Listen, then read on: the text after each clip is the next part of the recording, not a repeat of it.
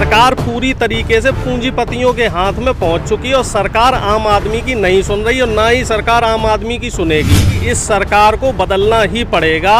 जैसे कि बंगाल की जनता जागरूक थी, तो वहां उन्होंने बता दिया कि भाई बीजेपी के लिए यहाँ कुछ नहीं है। जो सरकार आम आदमी के लिए, गरीब के लिए, किसान के लिए, मजदूर के लिए काम करेगी तो हम उसे वोट देंगे। कोरोना की दूसरी लहर में गरीबों को, जो सरकारी अस्पतालों में जो गरीब मर रहे थे, उनके लिए इनके पास दवाएं नहीं थी, उनके लिए इनके पास ऑक्सीजन नहीं थी, उनके लिए इनके पास बेड नहीं थे। गरीब सिर्फ इसलिए मर गया कि उसे टाइम से ऑक्सीजन नहीं मिली, उसे टाइम से दवाएं नहीं मिली। तो संपत्ति जब्त क्यों नहीं की गई? बीजेपी के नेता, कानपुर में कई नेता पकड़े गए हैं जो रेमडेसिविर दवाई की कालाबाजारी कर रहे हैं। गाजियाबाद में कई नेता पकड़े गए हैं। और तो और छोड़ दो, गौतम गंभीर का जो एनजीओ वो पकड़ा गया है फेविफ्लू दवा की कालाबाजारी करते। हम लाशों का अंतिम संस्कार नहीं कर पा रहे हैं, लाशों को बहा दिया जाता है, ऐसे ही जमीन में गाड़ दिया जाता है। तो आंकड़ों को छुपाने की कोशिश कर रही है मौजूदा सरकार। पहली बात तो हमें ये समझनी पड़ेगी, अब 1 साल 2 साल नहीं 7 साल हो चुके हैं और अब भी अगर जनता ये गलतफहमी में रहती है कि जो इस समय मौजूदा सरकार है, बीजेपी की सरकार, ये आम आदमी के लिए काम कर रही है, तो जनता की बहुत बड़ी बेवकूफ़ी है। आप पिछले 7 साल का डेटा उठा के देख लीजिए, कोई एक काम ऐसा बताएं जो इन्होंने आम जनमानस के लिए, किसी गरीब के लिए, मजदूर के लिए, किसान के लिए या मध्यम वर्ग के लिए किया हो। महंगाई की बात कर लें तो 2014 से अब तक महंगाई 200 से 300 गुनी बढ़ गई है। डीजल पेट्रोल के दामों की अगर हम बात करें तो पिछले 1 साल में डीजल और पेट्रोल के दाम 60 रुपए थे पिछली साल और अब 100 के आसपास है। पेट्रोल के दाम 70 रुपए के आसपास थे और अब 100 से ऊपर है। लगभग 60 से 70% बढ़ चुकी है। तेल की बात करें, जैसे जो सरसों का तेल या रिफाइंड ऑयल की बात करें, इसकी कीमत 200 से 300% बढ़ चुकी है। और इसके अलावा दालों की बात की जाए, सब्जियों की बात करो और किराने के सामान की बात करो, तो हर चीज़ की कीमत जो है 150 से 200 गुनी बढ़ चुकी है। तो सरकार पूरी तरीके से पूंजीपतियों के हाथ में पहुंच चुकी है और सरकार आम आदमी की नहीं सुन रही और ना ही सरकार आम आदमी की सुनेगी। अब इससे बड़े दुर्भाग्य की बात आप क्या देखोगे कि 200 दिन से ऊपर हो चुके हैं, लेकिन सरकार की जो मंशा है वो नहीं टिक रही है और वो किसानों के बारे में कोई बात ही करना नहीं पसंद कर रहे हैं। हाँ, किसानों पे अगर कोई कमेंट करना हो, कोई टिप्पणी करवानी हो तो मेन स्ट्रीम मीडिया में जाकर कुछ भी अनर्गल बयानबाजी ज़रूर करवा देते हैं। ठीक है, तो आप इस चीज़ को बिल्कुल अच्छे से समझ लीजिए कि इस सरकार को बदलना ही पड़ेगा। जैसे कि बंगाल की जनता जागरूक थी, तो वहाँ उन्होंने बता दिया कि भाई बीजेपी के लिए यहाँ कुछ नहीं है। जो सरकार आम आदमी के लिए, गरीब के लिए, किसान के लिए, मजदूर के लिए काम करेगी तो हम उसे वोट देंगे। तो इसी तरीके से उत्तर प्रदेश की जनता को भी इस चीज़ को समझना पड़ेगा, क्योंकि उत्तर प्रदेश की जो आबादी है 70 से 80% मध्यम वर्गीय या निम्न वर्गीय आबादी है। तो इनको भी इस बात को समझना पड़ेगा कि हम बीजेपी को वोट ना दें। बीजेपी जब सत्ता में आई है, बीजेपी हमेशा महंगाई और भ्रष्टाचार को बीजेपी ने बढ़ाया है। अच्छा सर, विस्टा बन जाता है, लेकिन अगर वहीं पूछा जाए कि महंगाई क्यों बढ़ रही है तो वो बोल देते हैं सरकार के पास खजाने में पैसा नहीं है, इसलिए टैक्स बढ़ा। विस्टा इसलिए बन रहा है क्योंकि मोदी जी का ये महत्वाकांक्षी प्रोजेक्ट है।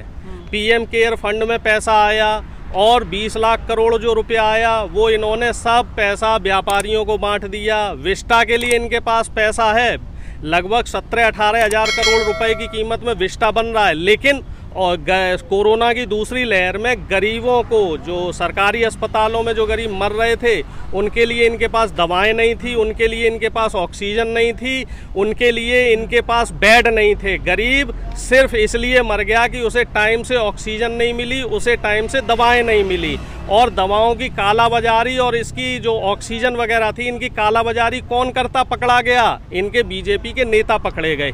तो सरकार खुद कालाबाजारी और भ्रष्टाचार में पूरी तरीके से लिप्त है। अगर सरकार या सरकार के लोग या मोदी जी के अंदर जरा सी भी नैतिकता होती तो विस्टा प्रोजेक्ट को रोक दिया जाता। जबकि पिछले साल कांग्रेस के साथ साथ जितने भी विपक्षी दल थे, इन सभी विपक्षी दलों, योगी जी ने जैसे ये पता चला भ्रष्टाचार हो रहा है, दवाइयों की हेराफेरी हो रही है, तो योगी जी ने कानून नियम निकाल दिया था कि अगर किसी के पास ऐसी चीज़ मिलती है जो 2 नंबर से दवाई हुई है, तो उसकी संपत्ति जब्त कर ली जाएगी। तो संपत्ति जब्त क्यों नहीं की गई? बीजेपी के नेता, कानपुर में कई नेता पकड़े गए हैं जो रेमडेसिविर दवाई की कालाबाजारी कर रहे हैं। गाजियाबाद में कई नेता पकड़े गए हैं। और तो और छोड़ दो, गौतम गंभीर का जो एनजीओ वो पकड़ा गया है फेविफ्लू दवा की कालाबाजारी करते हुए।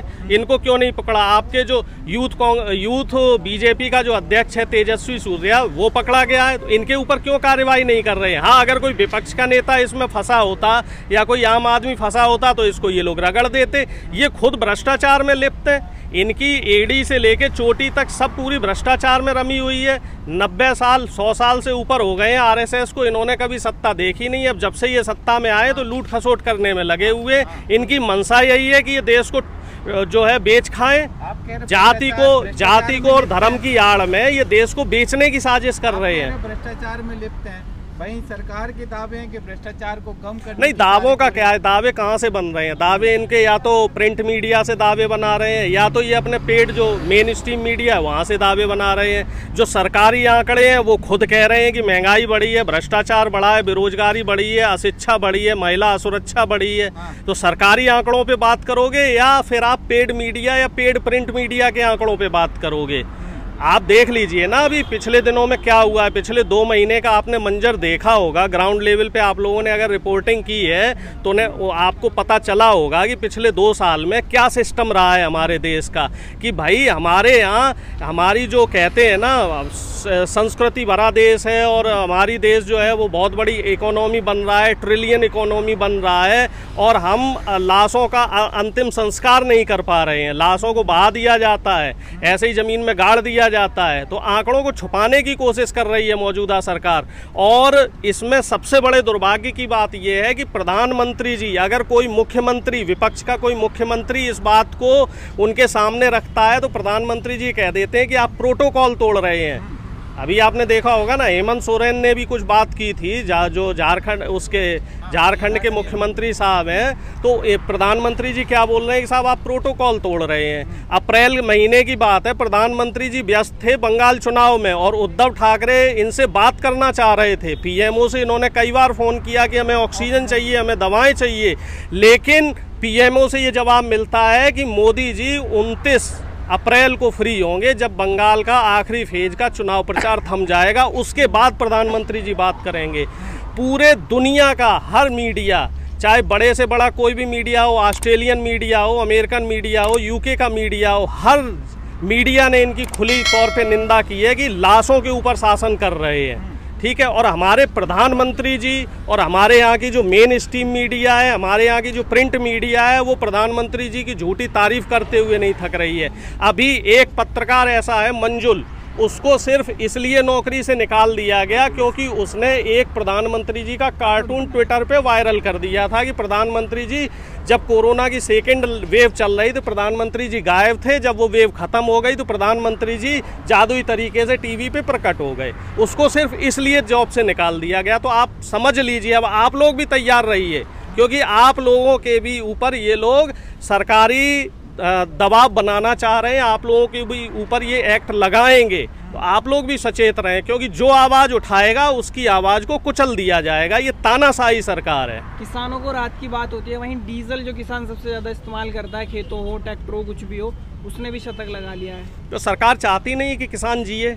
सरकार तो ये चाह रही है किसान, आम आदमी, मजदूर ये तो मर जाएं, भूखों मर जाएं।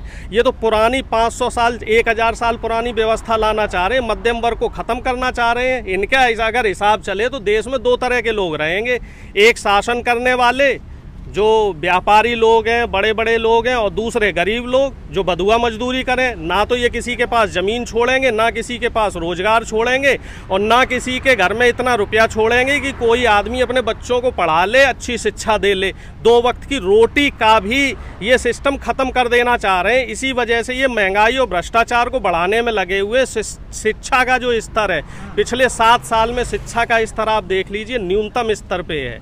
7 साल पहले तक हमारे देश का जो सबसे प्रतिष्ठित संस्थान बोला जाता है IIT, इसके 2-3 लगभग 12-13 IIT हैं, इसमें से 2-3 IIT दुनिया के टॉप 200 यूनिवर्सिटीज़ में काउंट हुआ करते थे। लेकिन आज की डेट में आप देख लीजिए टॉप 200 एजुकेशनल इंस्टीट्यूट में हमारे देश का एक भी संस्थान नहीं है, और ये हमारे लिए बहुत दुर्भाग्य की बात है।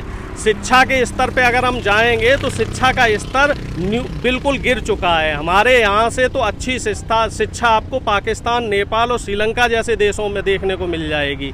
अब जब शिक्षा का स्तर गिर गया है, मेडिकल फैसिलिटी की आप देख लीजिए, प्राइवेट हॉस्पिटल में मेडिकल फैसिलिटी के नाम पे लोगों को कैसे लूटा जा रहा है। जो आदमी अभी पहुंचा था कोरोना की सेकेंड वेव में, उसके 15-15 लाख 20-20 लाख रुपए के बिल बना दिए, और सरकारी अस्पतालों में न दवाएं हैं न बेड हैं। तो इन चीज़ों की तरफ सरकार ध्यान नहीं दे रही है। सरकार सिर्फ व्यापारियों के जेबें भरने की तरफ ध्यान दे रही है, सरकार कालाबाजारी की तरफ ध्यान दे रही है, और सरकार भ्रष्टाचार को बढ़ावा दे रही है।